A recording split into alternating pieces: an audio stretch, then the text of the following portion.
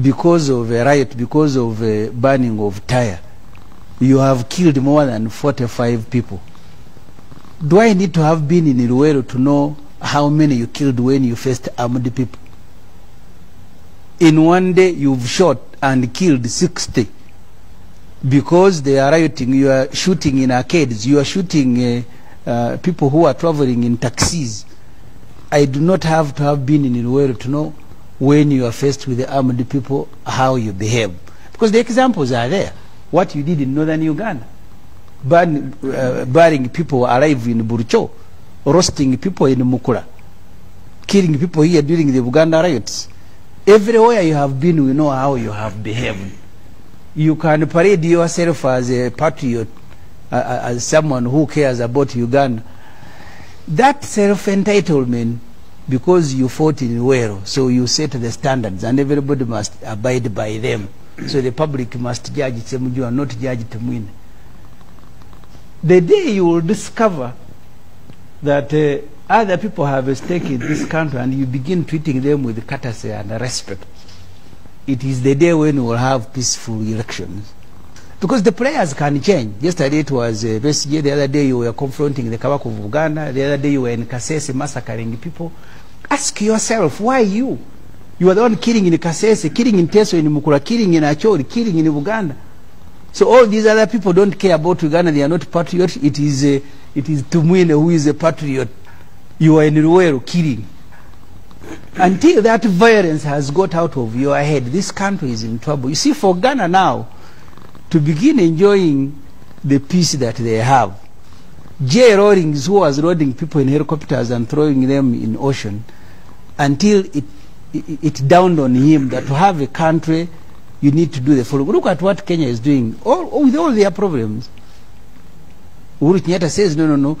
If you keep one part of the country dissatisfied, that country may explode one day. And that's why this section of society should also have an opportunity to lead Kenya. For them, this is like and the reason I said, and I saw Margaret Mohanga, I don't want to take responsibility for ignorance of what I said.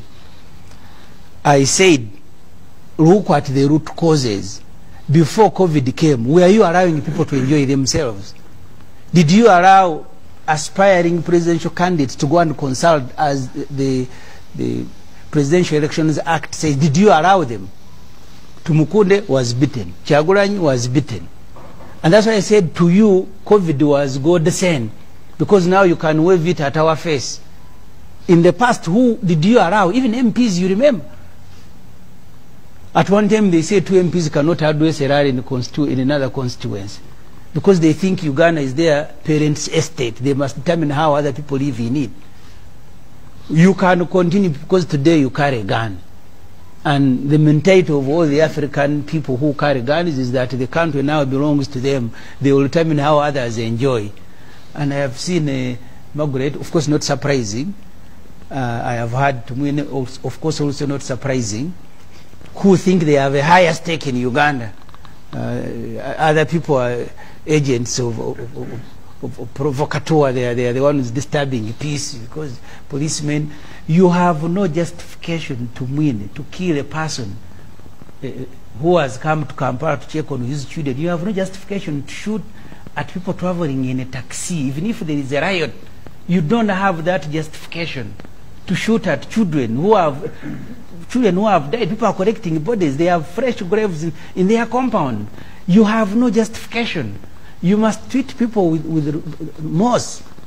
People are bleeding. They are crying. You've killed their loved ones. What is the difference between you and the past government that you want to fight in Luwero? They had the similar justification. We are fighting rebels. They are fighting you. So if you continue rationalizing killing, then you have no reason to blame Obote, who was fighting an armed rebellion in Luwero. Because if you, I just imagine if it were you faced with an armed rebellion, of course when you are faced one, we've seen what you do. You went to Kasese, mauled down everybody. You did the same thing in Burucho, in Acholi. Roasted people in wagons in Teso. We cannot have peaceful election the moment you compete people who have made violence their trade. and you can hear the way TUMWINE speaks, as if Uganda belongs to him, is doing people, any other person a favor. The security people you are talking about, they are working on your orders. You are the one who put them on the street to go and begin shooting. Riots have taken place in America, they have taken place in other countries. They don't respond to riots the way you responded to this particular riot. That you go shooting randomly, you beat journalists, you shoot at schools, you shoot. This has to stop. If you want to have a country, today you are the one who carrying guns. I don't know who will be carrying guns tomorrow. When Obote had guns, he thought he had the monopoly of these guns. The same mentality that you have. If you don't want elections, you don't organize them. Just announce that there will be no elections in Uganda, and then you will have no candidates. The moment you nominate candidates, even the COVID you are talking about, Charles, I was telling someone, giving someone a very simple example. The way Ugandans are assembled, you will find someone selling drugs in Kampala and he has 300 people who have collected around him. Because, and Margaret says lack of jobs is not a serious matter. I don't know where she lives. She lives in heaven, where if you don't have a job, it's not a serious matter. In other countries, in Sudan went up in flames because of the price of bread. And that's what removed the al-Bashir, because people couldn't afford a meal. So therefore, the totality of people who speak for this government, of the planners, of the murders in Kampala, if that mentality of a strong man does not stop, of mighty is right, I have a gun and therefore I'll shoot you. Policemen have a right to shoot you because you are about to also to kill them. If we don't fight that mentality, we don't have a country, and it does not matter how long it will take. And it doesn't have to be me. In 1980, it is Dr. SSEMUJJU whose victory was stolen. Museveni, who had lost an election in Mbarara, was the first to go to the world to fight. The statements I make here do not in any way suggest I will be the first to go and pick a gun and maybe cause violence. We only care because we all live in this place called Uganda. If we organize the elections, we must also be prepared to lose them. But you organize an election that you must win at all costs. You must determine how people compete against you. You must keep everybody at gunpoint. And you must keep reminding them of how powerful you are, how you can shoot them, how you can end their lives. Please, you can't continue ending lives.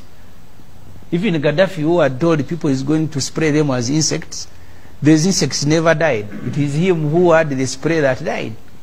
You must change the language, TUMWINE, because for you now you have grown, you are an elder. You can't speak like a TUMWINE who went to the world to fight. You are an elder now.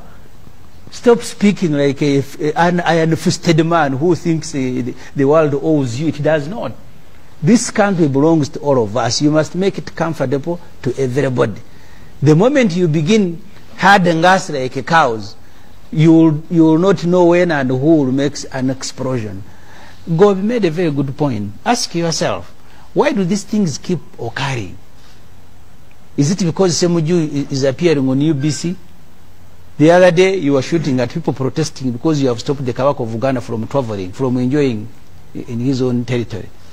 You were in Kasese massacring people and you are saying they had guns. You are in Burucho burying people alive because there is a war you are executing in northern Uganda. You are in Mukura roasting people in wagon because there is a rebellion. Ask yourself, this anger, how do we deal with it? Do we deal with it by shooting at people? So when they fall silence for you, that is a victory. Now we have finished. You have seen him celebrating. After 3 days, we finished, and he's very happy. Yeah, 2 days. You finished after shooting people. They are still burying. They are very happy with you. You've said the public will judge. The public is judging you. That after tens of people are dead, for you, are you saying in 2 days we had finished? We had finished. Thank you for finishing in 2 days. General, you want to respond to that? One of the things he mentions is Gobi. Sorry, I thought General should respond to those direct references. One of the things he mentions, he refers to, is Mukura, which was a very unfortunate landmark in the I mean mark in your CV as liberators, and the president came out to apologize about them. Do you, as a senior leader in the military but also in government, do you at least regret what happened, especially to the loss of innocent lives last week? Yes, well, yes, you can have it. Really, I find that question very interesting. First of all,